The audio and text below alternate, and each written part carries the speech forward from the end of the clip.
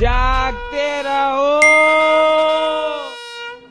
यार तेरी इयररिंग्स तो बड़ी सुंदर लग रही हैं। हाँ अभी लिए 1 महीना पहले।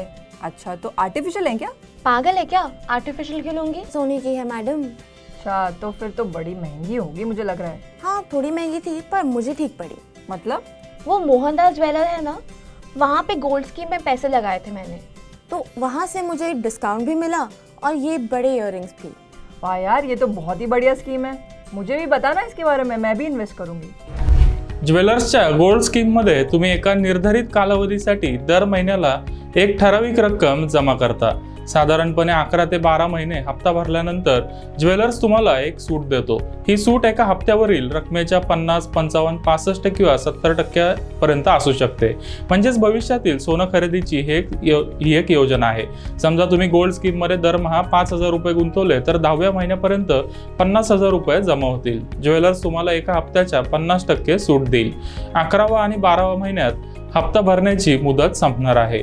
तुम्ही 11व्या महिन्यात दागिने खरेदी केल्यास 50,000 रुपयांच्या मूळ रकमेवर 2,500 रुपयांची सूट मिळेल। म्हणजेच तुम्ही एकूण 52,500 रुपयांचे दागिने खरेदी करू शकाल।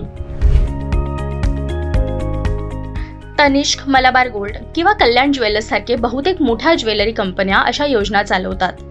तनिष्क गोल्डन हार्वेस्ट योजना, Kalyan jewellers golden scheme, Malabar gold आणि डायमंड स्मार्ट बाय स्कीम या काही लोकप्रिय योजना आहेत ज्यामध्ये लोक सध्या मोठ्या प्रमाणात गुंतवणूक करत आहेत।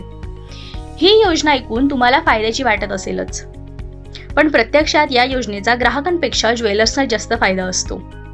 सोन्याच्या दरातील चढ उताराची जोखीम ज्वेलर्सला घ्यावी लागत नाही, तसेच ज्वेलर्सला स्वस्तात भांडवल देखील मिळते।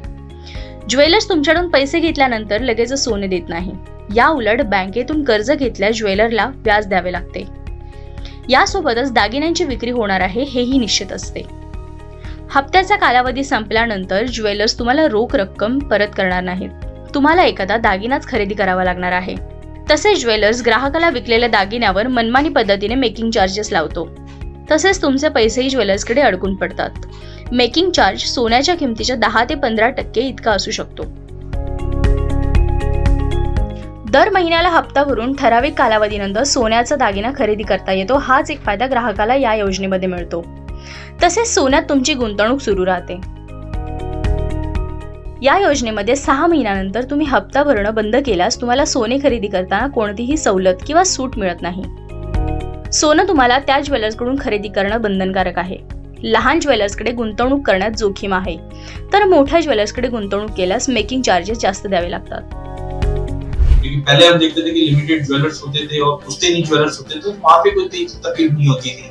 बट अब हम देख रहे हैं कि नए ज्वेलर्स हैं और कहीं ना कहीं रेगुलेशंस नहीं होने की वजह से जो इन्वेस्टर ने ऐसे स्कीम्स में पैसा लगाया है, तो वहाँ पे उनको देखना पड़ता है कि क्या ये ज्वेलर मेरा जो ये पैसा है वापस दे पाएगा। सेकेंडली अगर आपको कोई सपोज गोल्ड कॉइन खरीदना है या गोल्ड बार खरीदना है तो ये स्कीम उसमें लागू नहीं होती, आपको कहीं ना कहीं गोल्ड ज्वेलरी ही लेनी पड़ेगी। दागिन्यांवरील मनमानी मेकिंग चार्जेस सोबतच ग्राहकाला 3% जीएसटी ही या योजनेत भरावा लागतो। पण सॉव्हरेन गोल्ड मध्ये गुंतवणूक केल्यास जीएसटी तुम्हाला भरावा लागत नाही। त्यामुळे ही सोन्यामध्येच गुंतवणूक करायची असल्यास कमी जोखीमेसह चांगला परतावा देणाऱ्या अनेक योजना उपलब्ध आहेत। ने या इंडियन गवर्नमेंट ने काफी स्टेप्स लिए भी हैं जो बेटर एक अपॉर्चुनिटी के तौर पे, जैसे हम गोल्ड सोनियर बॉन्ड जानते हैं, या अगर हम इसके अलावा म्यूचुअल फंड की बात करें तो डेफिनेटली म्यूचुअल फंड में भी निवेश काफी जन करते हैं। बट म्यूचुअल फंड में और गोल्ड में दोनों में फर्क ये है कि म्यूचुअल फंड इक्विटी ओरिएंटेड है, एंड जब भी इक्विटी मार्केट अच्छे रहते हैं तो हमने देखा कि डबल डिजिट रिटर्न बनते हैं, लेकिन जब इक्विटी मार्केट नहीं चलता है तो गोल्ड ज्यादा अच्छा रिटर्न देता है।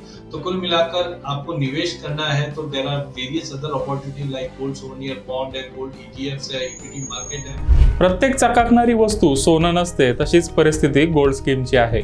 या योजना चांगल्या दिसत असल्या तरीही या योजनेत ग्राहकांपेक्षा ज्वेलर्सचा जास्त फायदा होतो। तुम्हाला सोन्यात गुंतवणूक करायची असेल तर sovereign gold bond ETF gold scheme मध्ये गुंतवणूक करा। तसेच चांगल्या परताव्यासाठी RD किंवा म्युच्युअल फंड मध्ये SIP करू शकता। त्यामुळे जागरूक राहून योग्य योजनेत गुंतवणूक करा। पाहत रहा मनी 9 मराठी।